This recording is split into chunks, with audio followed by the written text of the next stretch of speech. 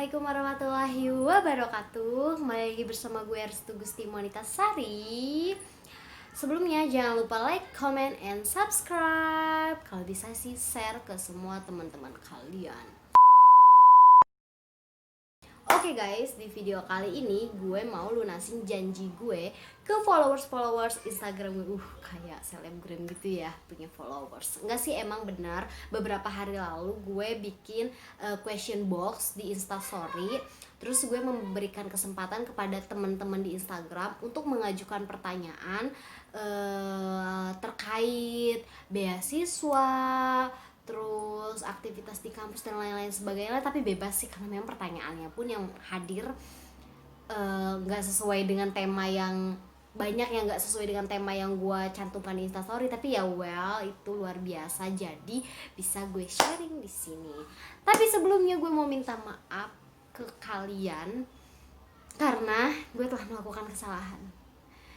Jadi pas Instastory itu dibuat, gue nggak langsung catetin pertanyaan-pertanyaan yang muncul, pertanyaan-pertanyaan yang kalian ajukan ke gue.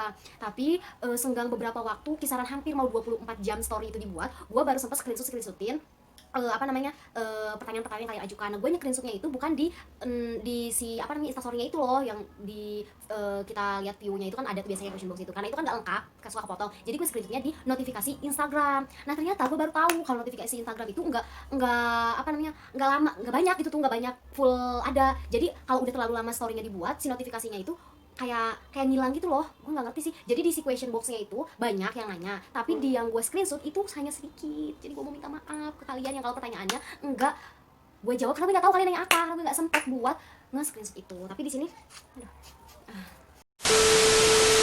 sini gue udah nulis beberapa pertanyaan yang sempat gue screenshot itu, dan udah gue pilih juga yang mana yang bakal gue jawab di video ini sekarang dan mana yang bakal gue jadiin konten YouTube lainnya. Oke guys, langsung aja kita ke pertanyaan pertama. Sebenarnya pertanyaannya tuh banyak yang mirip-mirip gitu ya, pertanyaannya banyak yang mirip-mirip gitu. Tapi gue coba urutin. Nah ini pertanyaan pertama, gue gabung sama pertanyaan yang agak mirip yang sempat gue screenshot. Ini dari @maindah. Gue tuh suka nggak bisa nulis tulisan gue sendiri, tahu? Kalian mau tahu nggak tulisan gue kayak gimana? Nih, jelek parah sih. Makanya gue tuh kalau lagi di kelas belajar, teman-teman gue tuh nggak bisa jadiin referensi tulisan gue kecuali gue udah nyalin ke Microsoft Word baru. Oke, pertanyaan pertama dari @maindah_. Ini digabung dengan gue lupa ini siapa ya. Pokoknya gue gabung lah pertanyaannya karena ini sama. Ini berkaitan dengan gimana cara kakak membagi waktu antara belajar sama organisasi supaya dua-duanya tetap balance. Belajar sama organisasi agar balance. Nah kalau pertanyaan yang kedua yang hampir mirip, ini cara bagi waktu belajar Kars tuh gimana, belajar pelajaran sama debat. Oke, jadi ada 3 ya. Cara bagi waktu untuk belajar di kelas, kita sebutnya pelajaran ini belajar kelas, ataupun yang menambah keilmuan secara baik itu untuk pendukung kelas ataupun di buku, di rumah segala macam, pokoknya yang belajar untuk pribadi gitu. Terus dengan berorganisasi dan dengan latihan debat. Oke, sebelumnya karena emang gue belum pernah ngasih tahu ke kalian, khususnya di YouTube. Jadi selama kuliah gue itu lebih fokus di akademik dan juga kompetisi, tapi gue juga berorganisasi gitu, dan alhamdulillah berjalan, semuanya tetap berjalan. Nah untuk kompetisi gue tuh seringnya di dunia debat. Secara legalitas gue sebenarnya anak moot court, peradilan semu, tapi secara kiprah gue lebih seringnya di kompetisi debat. Tapi gue juga pernah ikut lomba moot court dan alhamdulillah untuk Tirta Yasa Moot Court kompetisi pas angkatan kita alhamdulillah menjadi juara umum di Universitas Pancasila. Nah balik lagi, jadi pas kuliah itu gue cenderung di dunia kompetisi akademik di kampus, di kelas khususnya, sama berorganisasi gitu. Organisasinya tadi TMCC, terus PMI dan lain-lain. Nah, terus pertanyaan mereka ini, gimana nih cara gue bagi waktu untuk belajar, untuk berorganisasi, dan untuk latihan debat itu sendiri. Nah, sebenarnya semua itu balik lagi ke diri kita, karena kalaupun kita sudah berencana tapi sebenarnya kita itu nggak ada feel untuk menjalankan rencana itu, ya itu bakal percuma, sia-sia. Apalagi kalau kita nggak ada rasa senang gitu tuh untuk menjalankannya, nggak ada rasa suka gitu, kita cuma menjalankan sebuah tuntutan aja. Nah itu tuh menurut gue pribadi, kalau kita hanya sebatas menjalankan sebuah tuntutan, itu tidak akan sesuai dengan apa yang kita harapkan sebenarnya gitu. Nah jadi dari 2015 pertama gue masuk kuliah, gue itu udah ikut lomba debat nasional. Terus semester 2 ataupun semester 3 itu gue udah masuk organisasi eksternal maupun internal. Nah selama kuliah dari semester 1, dan gue kan lulus alhamdulillah 3,5 tahun, jadi 7 semester gue lulus. IPK gue alhamdulillah stabil, dan pas wisuda pun jadi lulusan terbaik di universitas dan juga di fakultas gitu. Nah jadi gimana nih cara ngebagi waktunya? Pertama, ya adalah kita harus sadar akan kewajiban kita masuk ke dunia kampus. Sebelum kita mengenal organisasi, sebelum kita mengenal itu dunia debat ataupun kompetisi lainnya, kita adalah untuk belajar. Seorang anak yang direlakan oleh orang tuanya, didukung dan disupport oleh orang tuanya untuk kuliah, ialah untuk belajar. Nah, ketika masuk ke dunia kampus, ternyata belajar itu tidak hanya di dalam kelas, tapi bisa di organisasi, apalagi di kompetisi. Nah, itu balik ke pilihan kita mau nggak menjalankan itu semua. Nah, ketika kita sudah melakukan atau menentukan sebuah pilihan, yaitu untuk menjalankan kuliah dengan organisasi dan juga kompetisi, maka kita harus bertanggung jawab untuk hal itu. Nah, itulah yang gue lakukan. Jadi ketika gue menjalankan 3 hal sekaligus di saat kuliah S1, organisasi, akademik harus tetap berjalan, dan juga kompetisi yang memang gue sangat-sangat tertarik di dalam sana. Nah itu gue coba untuk memplanningkan apa saja yang bakal gue lakukan besok, lusa, minggu depan, bahkan hari ini. Meskipun sebenarnya gue pribadi tuh nggak terlalu detail. Misalkan satu hari harus ada jadwal aku kayak gini di jam ini, nggak kayak gitu. Cuman gue tuh punya obsesi untuk melakukan suatu hal. Kayak misalkan hari ini gue ada kumpul organisasi, sedangkan di hari itu juga gue harus kuliah. Nah ketika memang kuliah ini bentrok dengan organisasi, cobalah buat untuk ngobrol. Kalau memang tidak urgent banget di salah satunya, ya kalian pilih yang urgent. Nah kalau gue pasti bakal milih yang urgent. Itu kayak misalnya kita lagi ujian nih di kelas, ya udah kita masuk kelas dulu, nanti baru masuk ke organisasi kayak gitu. Sebenarnya itu pinter-pinter kita buat memanage dan memilah mana yang sesuai dengan kepentingan ataupun kebutuhan kita pada saat itu gitu. Terus masalah kompetisi. Nah masalah kompetisi ini kan sesuatu hal yang memang kadang-kadang adanya gitu. Kita kan nggak bisa menentukan, misalkan hari ini ada kompetisi, hari besok ada kompetisi, nggak bisa kayak begitu. Tiba-tiba ada jadwal kompetisi atau tiba-tiba ada ajang perlombaan kita pengen ikut, sedangkan mungkin pada saat itu kita lagi ujian, atau mungkin di organisasi kita lagi ada event. Nah itu kita benar-benar harus susun strategi yang luar biasa, karena jangan sampai kita bisa ikut kompetisi yang baru kita daftarkan, sedangkan pada saat itu kita sebelumnya sudah melakukan sebuah susunan acara, sebuah rencana besar untuk event di organisasi, atau bahkan kita sudah tahu bahwa minggu itu adalah jadwalnya untuk ujian. Nah kalau memang kompetisi itu kita daftarkan pribadi, dan itu sebenarnya sebelum daftar kita kan pasti sadar kalau kita punya kegiatan-kegiatan lain di minggu yang sama ketika lomba akan dilaksanakan. Nah itu kita harus pikir dulu, apakah kita kira-kira bisa untuk ikut lomba, apakah kira-kira bisa mengorbankan organisasi untuk ikut lomba. Nah itu kita harus pilih, kecuali memang si lomba ini sudah ditetapkan sebelum kita punya rencana untuk event organisasi, ataupun itu kita sebelumnya tahu kalau ada ujian, kayak misalnya ujian susulan itu kan semuanya serba dadakan kayak gitu. Itu kita lihat ke prioritasnya. Jadi kalau gue pribadi, sebelum kita melakukan sesuatu hal, sebelum kita menentukan sebuah keputusan, maka harus tahu dulu resikonya apa, dan ketika kita mengeluarkan keputusan itu harus berdasarkan pertimbangan-pertimbangan, dan ketika keputusan itu dikeluarkan, kita harus bisa bertanggung jawab atas keputusan itu. Nah, seperti itu. Jadi lihat lagi sebelumnya ya, sebelum kita menentukan sesuatu hal, organisasi kah, kompetisi kah, atau di kelas kah. Tapi ketika semuanya kita jalankan, maka kita harus bertanggung jawab untuk tetap menjadi seorang mahasiswa yang memang rajin di kelas, yang memang secara akademiknya bagus. Di organisasi juga kita bertanggung jawab untuk mengurus organisasi, dan di kompetisi juga sesuai dengan kebutuhan keinginan kita, maka kita harus memberikan yang terbaik. Tapi lagi-lagi ini harus diupayakan gitu, harus diupayakan. Jangan sampai kalian berpikir, lah kan lu sama gue beda res, lu mungkin bisa, kalau gue nggak bisa kayak gitu, gue tuh harusnya fokus kayak gitu. Ya itu balik lagi ke kalian. Kalau gue pribadi sih, ketika gue memutuskan untuk ikut 3 hal itu, maka gue harus bertanggung jawab tentang akan 3 hal tersebut, dan gue mengupayakan untuk memberikan yang terbaik, karena apapun yang kita lakukan hari ini akan menentukan siapa kita di masa depan. Gue selalu percaya itu. Seperti itu.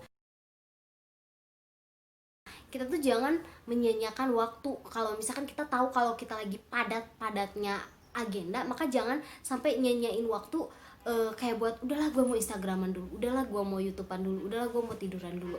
Akhirnya apa? Kita membuang waktu yang seharusnya kita gunakan untuk hal yang mendukung agenda kita yang padahal lagi padat-padatnya. Kayak misalkan kita lagi ada rapat nih jam 7 malam, sedangkan waktu itu tuh kita harusnya belajar gitu tuh, belajar karena besok mau ujian. Kita tetap datang ke rapat dulu gitu, ke rapat, karena memang itu udah kewajiban di organisasi kita gitu. Apalagi kalau misalnya rapatnya penting ya, kecuali rapatnya cuman ngopi-ngopi doang gitu tuh, ngopi-ngopi ya udah nongkrong. Itu kalau menurut gue coba kita pikirin lagi gitu, kecuali kitanya lagi nggak sibuk gitu. Nah itu kalau misalkan rapat kayak gitu, kita datang dulu, abis rapat baru kita harus belajar gitu. Belajar di sini kalau gue sih dulu emang kebiasaan ngeporsir badan ya, gue tuh nggak bisa tenang untuk tidur sebelum gue tuntas belajar. Tapi seiring berjalannya waktu, gue coba untuk belajar bahwa tubuh kita itu membutuhkan istirahat. Jadi kalau misalkan udah jam-jamnya harusnya lu istirahat, itu ya udah istirahat dulu, nanti besok kita lanjut lagi belajar. Dan kalau memang ini tidak sempat, seharusnya kita sadar bahwa sistem kebut semalam itu adalah hal yang tidak baik. Ingat, sistem kebut semalam adalah hal yang tidak baik. Jadi sebenarnya ketika kewajiban untuk belajar itu harusnya setiap hari gitu. Jangan menunggu ada ujian. Tapi kalau misalkan kita habis kuliah terus kita ada waktu untuk belajar, ya belajar gitu. Jadi ketika pas ujian kita enjoy, hanya melakukan review-review kecil dan siap untuk melakukan ujian gitu. Terus misalkan lusanya nih kita ada lomba gitu, sedangkan lomba itu kayak misalkan contohnya debat, itu harus bikin mosi, ngapalin segala macam. Nah ini balik lagi, kalau kalian mau lomba biasanya kalian tuh udah punya taraf waktu, range waktu pas dari pendaftaran. Nah itu harusnya digunakan untuk mempersiapkan. Persiapan itu akan memberikan hasil dari apa yang udah kalian lakukan ketika kalian melakukan kompetisi. Kalau kalian persiapannya kurang, maka jangan kecewa sama tim, apalagi gitu kan, sama tim, sama keadaan hari itu. Kalau kalian nggak bisa menjadi juara atau bahkan tidak masuk 3 besar, tapi kaliannya sendiri, gue sendiri gitu misalkan, gue sendiri nggak belajar dari sebelum-sebelumnya, malah mengandalkan H-1 untuk belajar. Jadi manfaatkan waktu dengan sebaik mungkin. Ini untuk satu dan 2 pertanyaan ini gue banyak ngomong, karena gue bener-bener ngomong ya udah gue ngomong aja gitu. Moga-moga kalian ngerti ya, kayak gitu ya cara bagi waktunya. Nanti gue bikin konten aja deh buat lebih detailnya. Oke, next ke pertanyaan selanjutnya. Gila udah 16 menit. Ke pertanyaan selanjutnya, ini pertanyaannya lucu-lucu, sumpah lucu-lucu. Orang-orang tuh nanya, kapan nikah? Aku akan nikah baby di waktu yang tepat bersama orang yang tepat, insya Allah. Terus ada lagi yang nanya, ada niat nikah tahun ini atau tahun depan gak? Udah punya niat nikah dari tahun kemarin tapi ditinggal nih. Oke, lanjut next. Nanti pokoknya kalau aku nikah aku kasih tahu ke kalian ya, jadi sabar. Laki-laki idaman Teres tuh kayak gimana? Yang nanyanya cowok lagi, gue bingung jawabnya kayak gimana. Kayak kamu aja deh, kayak kamu aja ya. Ya udah, kayak gitulah pokoknya. Terus ada lagi nih, biar nggak males-malesan ngerjain skripsi gimana kak tipsnya, katanya. Biar nggak males-malesan ngerjain skripsi gimana kak tipsnya? Semangat, bener deh. Pokoknya kalau kita, baik itu skripsi atau hal apapun, kalau kita nggak punya rasa semangat, kayaknya itu nggak berjalan dengan baik gitu loh. Jadi manusia kan pasti punya rasa ataupun punya satu titik di mana dia kayak capek, lelah gitu tuh kan. Nah, semangat di sini tuh bukan ketika kita menggebu-gebu, tapi ada di dalam naluri kita bahwa kita itu punya rasa keinginan yang luar biasa gitu.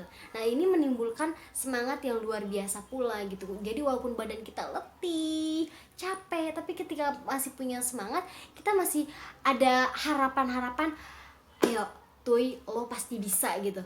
Tuy, lo pasti bisa menjalani hal ini. Lo udah pernah menjalani hal-hal yang lebih rumit sebelumnya. Masalah kayak gini lo udah biasa gitu. Lo pasti bisa gitu. Jadi semangat. Skripsi itu sebenarnya nggak rumit. Yang rumit itu adalah kamu ya nyanyi. Yang rumit itu adalah ketika kamu banyak berpikir tetapi minim akan tindakan. Nah, itulah yang mempersulit dalam mengerjakan skripsi ataupun hal yang lainnya. Nanti kita bikin konten lagi juga nih tentang cara membuat skripsi dengan semangat, cepat, dan nantilah pokoknya di konten selanjutnya. Ini gue Q&A aja gitu. Terus pertanyaan lagi, ini banyak banget pertanyaan yang gue buletin karena menurut gue itu harus di satu video yang berbeda gitu tuh. Apalagi tentang beasiswa, terus tentang motivasi, ini banyak banget guys. Oke. Pertanyaan selanjutnya itu, kenapa memilih hukum? Jelasin alasannya. Kenapa ya gue memilih hukum? Gue juga bingung kenapa gue memilih hukum. Sebenarnya gini guys, gue itu waktu SMA adalah anak IPA cuy, anak IPA bukan anak IPS. Nah, dulu gue inget banget almarhum nenek gue tuh sering elus-elus kepala gue dan bilang semoga Restu jadi hakim, katanya gitu. Gue inget banget.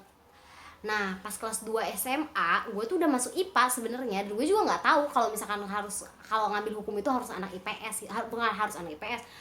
Didukungnya itu lebih cenderung ke kalau kita ngambil IPS gitu. Tapi gue ngambil IPA pada saat itu. Terus gue tuh sering nulis di buku gue kalau gue tuh pengen jadi penegak hukum, tapi gue bukan hakim pada saat itu. Gue pengacara nulisnya, karena yang lebih familiar itu sebenarnya pengacara. Dan kalau gue lihat di TV-TV kan karena dulu kan belum tahu kan pengadilan tuh, kalau gue lihat di TV-TV kan yang jadi hakim tuh tua-tua. Jadi gue mikirnya ya udahlah hakimnya nanti aja, gue jadi pengacara dulu nih, pengacara muda. Gue pokoknya ngelihat orang-orang yang lebih familiar itu pada saat itu adalah pengacara, jadi gue nulisnya pengacara aja.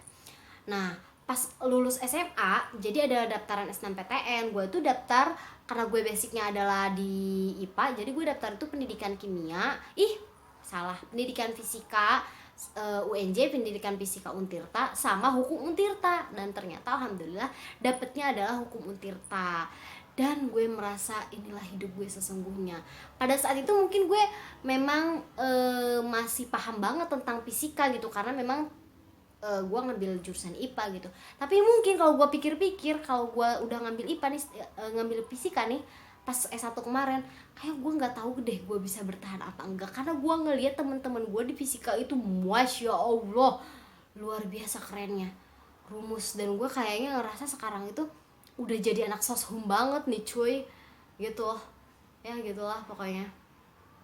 Intinya motivasi gue ngambil hukum karena nenek gue pernah bilang gue harus jadi hakim. hakim kayak gitu. Dan sekarang gue ternyata ada cita-cita ingin jadi hakim, tapi hakim konstitusi gitu. Dan gue udah coba untuk ngerange waktu pencapaiannya, walaupun kita tidak bisa menjamin apakah dapat tercapai atau tidak, tapi kita bisa mengupayakan untuk mencapai hal tersebut dengan apa? Dengan semangat dan hal-hal yang positif dan juga upaya yang luar biasa. Karena kalau setengah-setengah dapatnya juga setengah, tapi kalau kita ikhlas, kalau kita benar-benar berupaya dengan sangat baik dan memberikan yang terbaik, maka hasilnya pun insya Allah yang terbaik untuk kita dari Allah Subhanahu Wa Taala. Oke, ini pertanyaannya udah gue bulet-buletin, tapi di sini ada pertanyaan yang terakhir, yaitu nggak terakhir sih, banyak tapi nggak gue sebutin yang lain, nanti aja ya, durasinya udah banyak banget, 20 menit. Yaitu adalah motivasi terbesar apa sehingga Restu bisa sesukses ini. Motivasi terbesar apa sehingga Restu bisa sesukses ini. Sebelumnya teman-teman, apalagi teman-teman di YouTube, gue tuh sebenarnya belum merasa gue tuh udah sukses gitu tuh, belum. Tapi gue merasa kalau gue tuh udah lebih baik dari gue yang kemarin, dari gue yang waktu SMP, SMA, dari hari-hari kemarin gitu. Gue udah ngerasa lebih baik dari hal itu. Nah, definisi lebih baik itu ya gue yang ngerasain gitu. Dan definisi sukses pun tidak ada tolak ukurnya sebenarnya. Tapi kemarin gue udah pernah sempet ngobrol sama dosen gue, kalau sukses itu sebenarnya bukan ketika kita mencapai sebuah materi yang menurut orang wow gitu, dia jadi orang kaya, dia udah berkecukupan, dia punya mobil banyak, iPhone-nya banyak, bla bla bla bla. Tapi hidup sukses itu ketika kita dapat menjalankan kehidupan ini dengan nyaman. Kayak gimana sih dengan nyaman? Ya logikanya percuma gitu, kita punya kekayaan yang luar biasa tapi hidup kita nggak nyaman. Kita penuh dengan ketidaktenangan gitu. Nah, itu belum sukses kalau kata dosen gue. Tapi kalau dipikir-pikir ya emang bener sih. Dan ketika kita udah di titik nyaman, hidup tentram, nah itulah kesuksesan yang sesungguhnya. Nah, motivasi nanti kita bahas di video selanjutnya aja ya. Dan kayaknya untuk video Q&A kali ini gue cukupkan aja. Dan maaf buat teman-teman yang udah nanya banyak banget tapi nggak sempet gue screenshot, jadi nggak sempet gue tulis. Dan beberapa pertanyaan sisanya ini gue jadiin konten di video selanjutnya, udah gue tandain karena kayaknya bagus kalau buat dijadiin sharing. Nah, kalau video ini kurang banget menjawab pertanyaan kalian, atau menurut kalian ada pertanyaan-pertanyaan baru yang kayaknya kan bisa nih buat jadi sharing gitu kan, nanti kita buat di Restu Sharing. Jadi jangan lupa di like, comment, and subscribe dulu ya teman-teman. Oke, bye bye, see you on the next video.